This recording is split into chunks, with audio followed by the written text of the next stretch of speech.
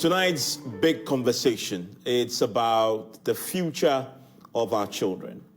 We talk a lot about the standard of education when it comes to the pupils, the students, but we rarely talk about the quality of the teaching and education for the teachers who will graduate to become, well, the teacher trainees who will graduate to become the teachers who will be taking responsibility of our children's education.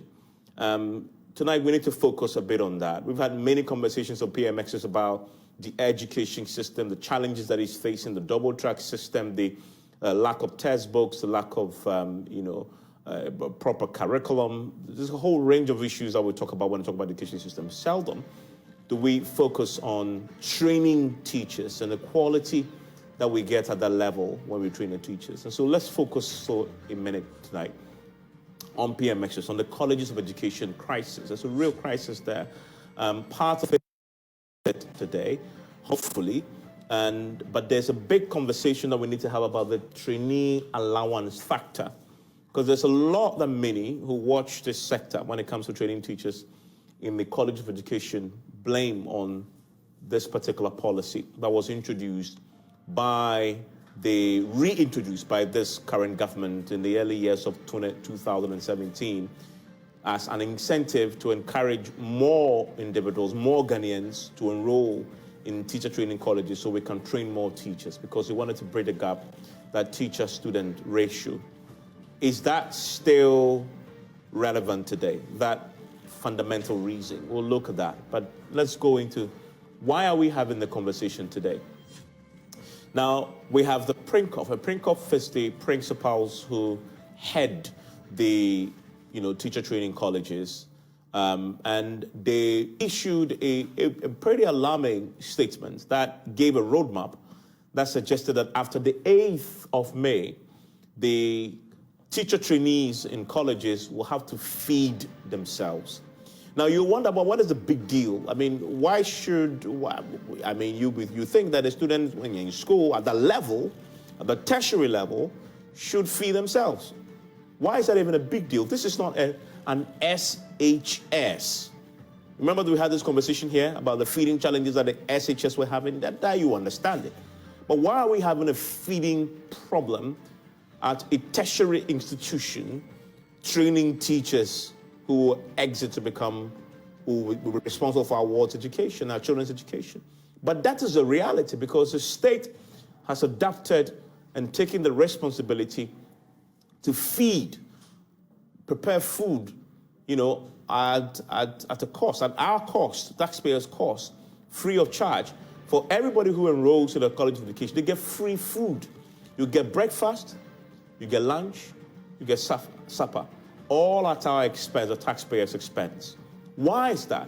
But the government says you will provide the food and we will pay for it. So the suppliers have been doing this.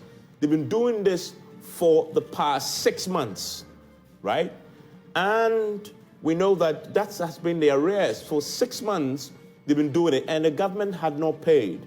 So the principals did a roadmap and said, after the 8th of March, we can no longer continue to feed the students. They will have to feed themselves.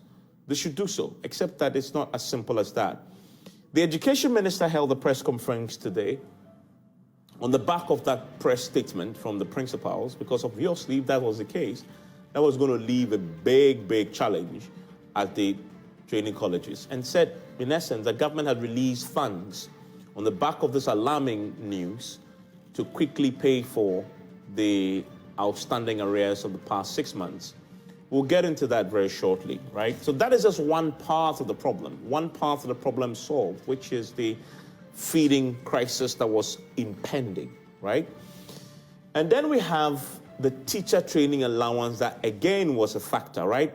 Now, we'll get some clarity if you're just joining us, because the amount that has been released, 67 million plus, apparently includes part of the allowance arrears, the teacher training allowance arrears for the students themselves. And so that is also one of the key things that had come up.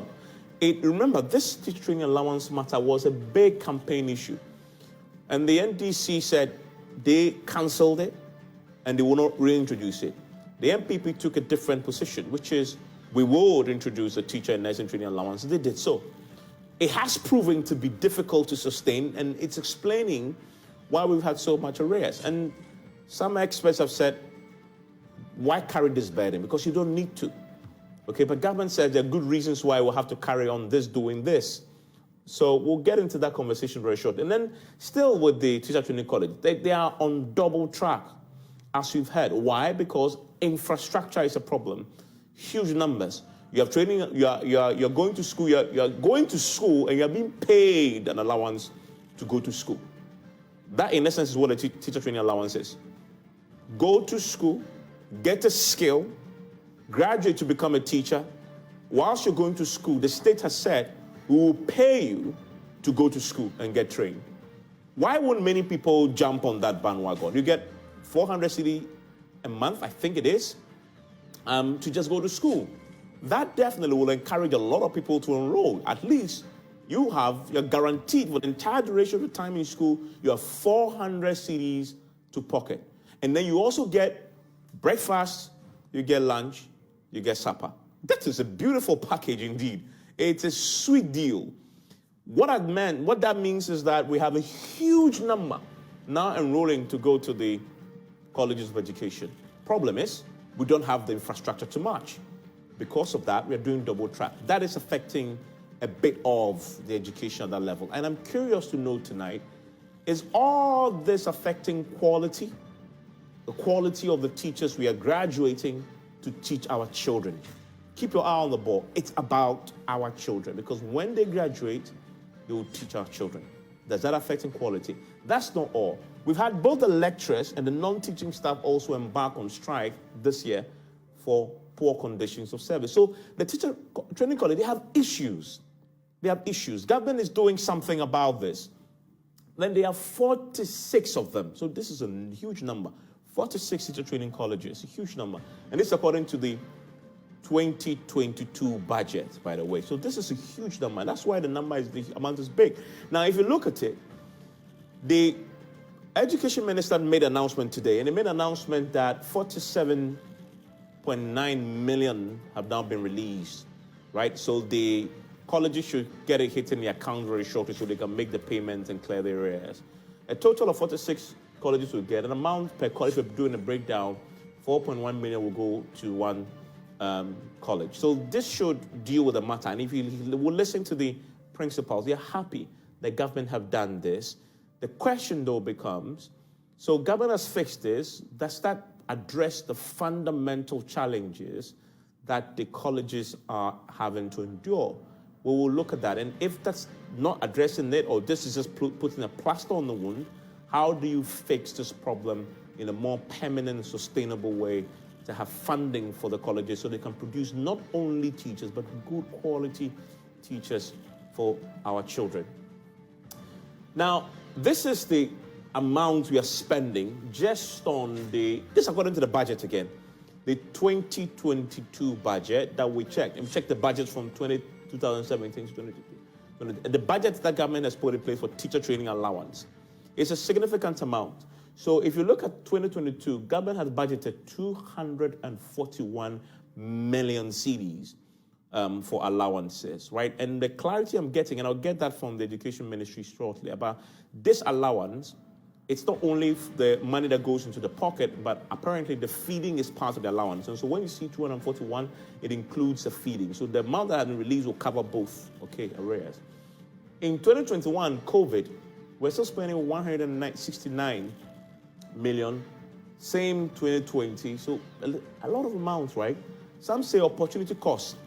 If you cut this like the previous government did, that is 241 million cedis that you have to do a few things, like improve infrastructure, for example. So there's an opportunity cost question there that we need to look at. Provide textbooks, provide other materials for the children so they can go to school and get quality. So that's the amount of money that we are spending on that. And then you look at the internal generated funds of the schools. This is pretty much small in terms of what they are raising themselves to cater for themselves. So this tells you a picture, right?